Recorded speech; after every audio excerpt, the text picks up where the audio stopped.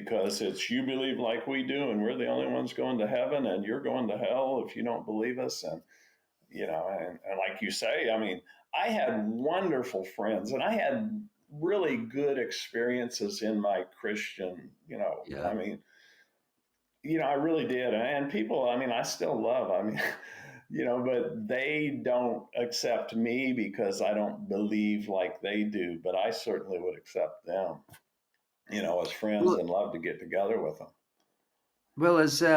is not accepting someone because of their religious stance not actually going against everything that Jesus stood for?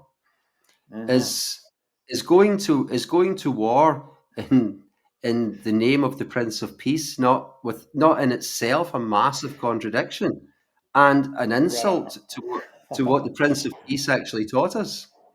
Yeah.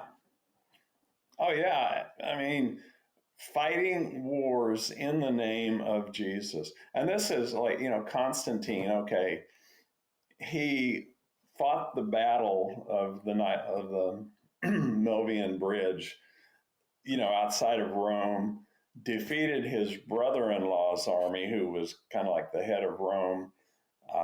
Yeah. I think his brother-in-law was killed in the battle that he cut off his head and paraded it through the streets of Yes. Rome on a spear. And this is the guy that actually called together and said, "Okay, let's decide exactly what Jesus is all about." And they gave us the story. And the story that they gave us is that we're sinners and we need to be saved, and we were born that way. I mean, that's it. And so it's all about control. This is what Jesus stood against. The Pharisees, every person born into that culture back then that Jesus came into, from as soon as they could begin to enter, comprehend, they were to be taught, you are to fear God and you're to obey the priests. And if you didn't, I mean, there was a long list of things, blasphemy, not worshiping God, working on the Sabbath, all of these things you were to be stoned to death for. You could be, or you could be shunned. So everybody growing up in that